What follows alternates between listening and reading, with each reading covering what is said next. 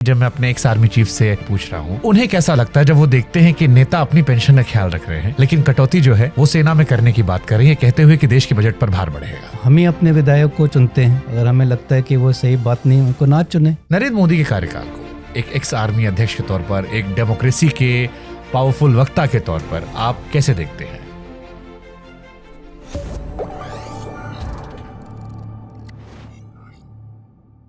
एक common citizen के तौर पर मेरे जहन में सवाल आता है कि जब मैं अपने एक्स आर्मी चीफ से, एक्स CODS से पूछ रहा हूं कि उन्हें कैसा लगता है जब वो देखते हैं कि नेता अपनी पेंशन का ख्याल रख रहे हैं लेकिन कटौती जो है वो सेना में करने की बात कर रही है, कहते हुए कि देश के बजट पर भार बढ़ेगा। नहीं, कटौती कहाँ हुई है? अग्निवीर को सर जितने भी लोगों ने एनालिसिस किया, मीडिया वालों ने या दुनिया ने, वो यही माना कि पेंशन भी एक बहुत बड़ी वजह थी कि जिसमें नए बच्चों को लाना था, सेना को युवा रखना था, लेकिन पेंशन भी एक बहुत बड़ी योजना थी। CRPF वाले कई बार मुझसे मिलते हैं, वो मेरा हाथ पकड़े कहते हैं कि आप लोग कभी हमारे लिए आवाज उठाएगा।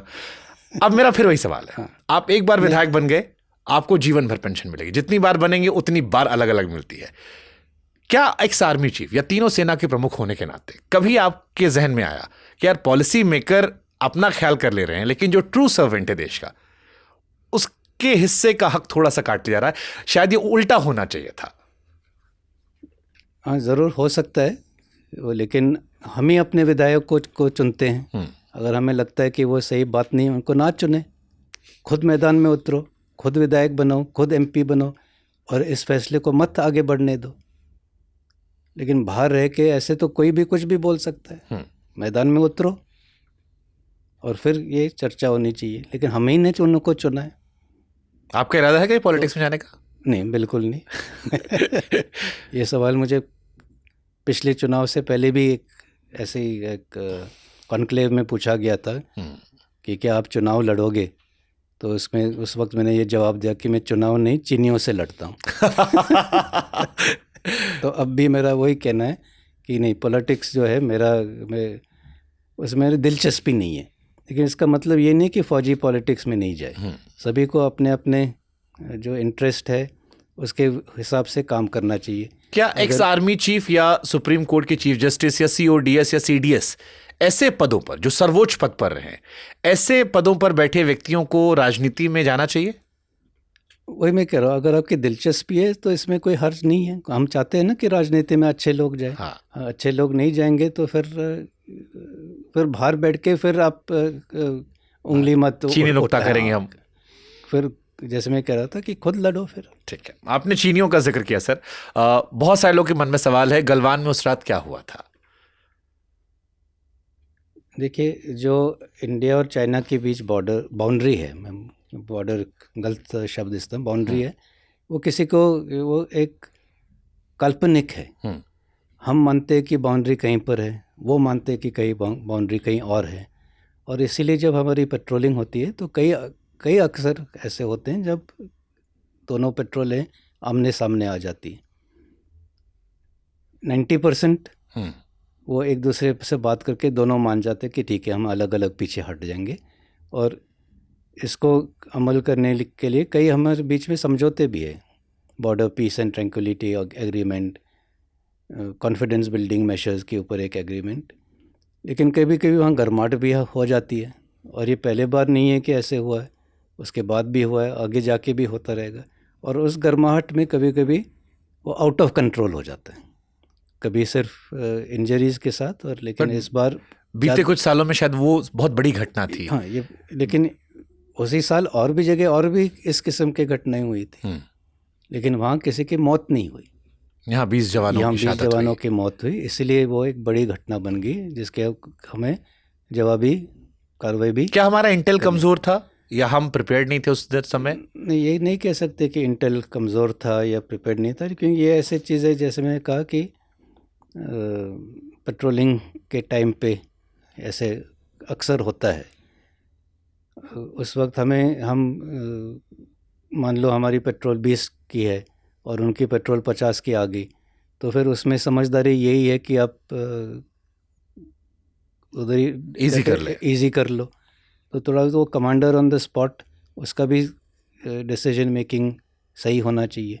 लेकिन जैसे मैंने कहा कि उस एन मौके पर एकदम कभी कभी इतने सारे जब लोग हैं, 20-30 अपने साइड, 20-30 उसके साइड, उन 60-100 लोगों के बीच में से एक भी अगर कोई एक चिंगारी लगा दे तो एकदम वो एक्सप्लोड हो कॉन्फ्लिक्ट सकता होता है। कहीं तो पर लगा कई कि बार उस ऐसे इंसिडेंट कई- के बाद सर आर पार की जंग हो सकती है उस वक्त?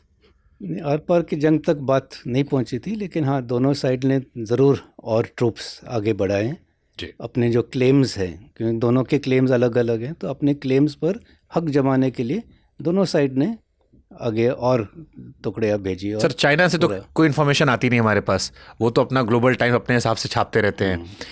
हमने कहीं पढ़ा था कि शायद उनके 40-50 जवान शहीद हो गए थे चाइना के। Is it true?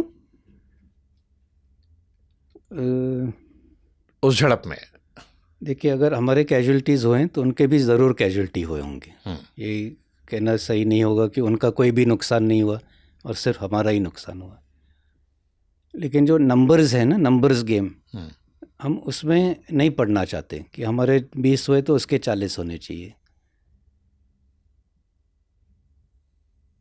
हमने ये देखना है कि चीन जो है अपने पड़ोसियों के साथ यही गेम खेलता आ रहा है कि थोड़ा इधर उंगली करो, थोड़ा उधर आगे बढ़ो, और किसी ने उसका सामना नहीं किया। और क्योंकि किसी ने उसका सामना नहीं किया, उसके मुकाबला नहीं किया, वो धीरे धीरे बिना किसी नुकसान आगे बढ़ रहा है। साउथ चाइना सी में एक एक करके वो सारे आइलैंड पकड़ रहा है, कोई उसको रोक नहीं रहा। वो एक आइलैंड पे चले जाता है, वो कोई कुछ कहता नहीं है तो फिर 2 नाव खड़ी कर देता है, फिर भी कोई कुछ कहता नहीं है तो एक एयर स्ट्रिप लगा देता है, फिर कोई कहता नहीं है तो एक बिल्डिंग खड़ी कर देता है। और ऐसे 2-3-4 साल में वो एक उसका एक नया पोस्ट बन जाता है, बगैर एक भी जानी नुकसान। यहाँ क्या हुआ, उसका जानी नुकसान हुआ है, चाहे वो 1 हो, चाहे वो 10 हो, चाहे जो कि 20-25-30 साल में उसको नहीं हुआ है। 1979 में चीन और वियतनाम के बीच में युद्ध हुआ है, तब उनके कैजुअलिटी हुए, उसके बाद अभी।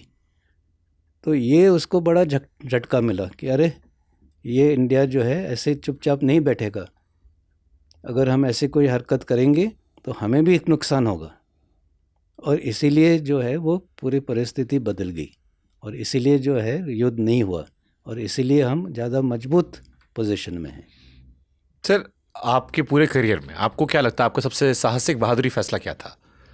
अपने किस फैसले पर जब आप रिटायर हैं आपको वाकई में अपने पर प्राउड फील होता है कि ये एक मैंने बहुत अच्छा फैसला किया था, अगर किसी 1-2 का जिक्र करना हो टफ टाइम में? तो देखिए, जब आप कमान अधिकारी होते, कमांडिंग ऑफिसर, और मैंने एक 2 राष्ट्रीय राइफल्स की कमांड संभाली, जो श्रीनगर के बाहर काउंटर टेररिस्ट ऑपरेशन हम करते थे।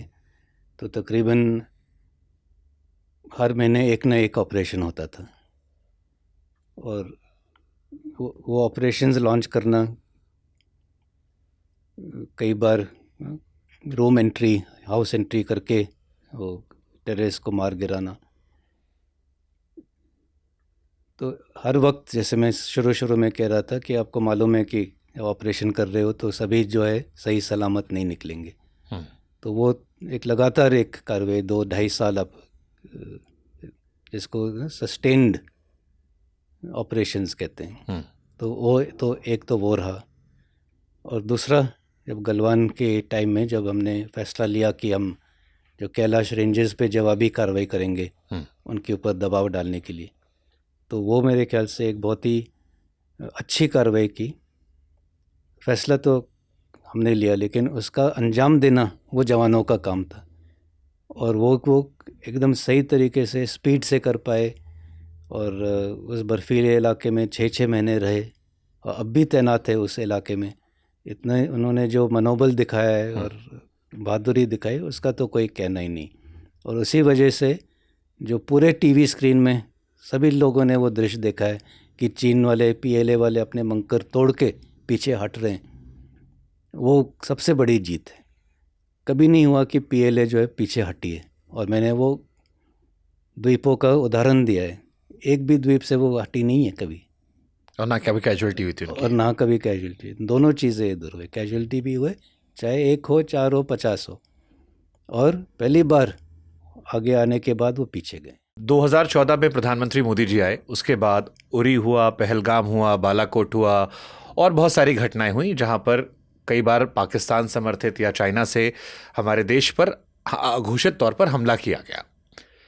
नरेंद्र मोदी के कार्यकाल को एक एक्स आर्मी अध्यक्ष के तौर पर, एक डेमोक्रेसी के पावरफुल वक्ता के तौर पर आप कैसे देखते हैं?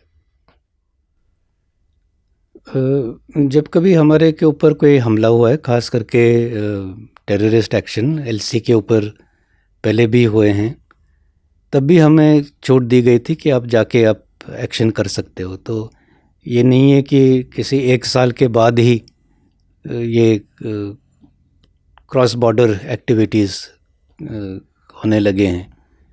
ये छूट हमेशा थी बटालियन कमांडर्स को, ब्रिगेड कमांडर्स को, कि बॉर्डर एलसी पार करके आप अगर आपके पोस्ट में कोई आता है, मतलब सर्जिकल स्ट्राइक्स पहले भी होती थी, लेकिन छोटे पैमाने पे, लेकिन पहले भी होती थी। लेकिन जैसे मैं कह रहा हूँ ना, कल उस वक्त सोशल मीडिया भी नहीं था, बॉलीवुड ने फिल्में नहीं बनाई थी। ये कार्रवाई मैं जो कह रहा हूँ वो कारगिल से पहले थे। Kargil was first televised war. तो उसके बाद बहुत सारी चीज़ें बदल गई हैं और ज़्यादा लोगों को इसके बारे में जानकर। लेकिन पहले जब मैं कमांडिंग ऑफिसर था, मुझे याद है कि हमारे एक पोस्ट के ऊपर लोग आके 2 जवानों के गर्दन काट के निकल गए थे। तो उसका तो हमने बदला तो लिया ही लिया, सरहद पार जाके, लेकिन किसी को मालूम नहीं है। तो अब इसको ज्यादा दिखाया जा रहा है। दिखाया नहीं, मैं क्या ये इन्फॉर्मेशन बाहर कैसे आ रही? पहले क्यों नहीं आती थी, ये अब नहीं क्यों आ रही है? ये नहीं कि दिखाया जा रहा है, लेकिन वो जो माहौल बदल गया है ना, वो रीच, डिजिटल एरा, वो सारी चीज़ें बदली हैं। देश सुरक्षित हाथों में है? बिल्कुल 100%, इसमें कोई किसी को शक नहीं होना चाहिए।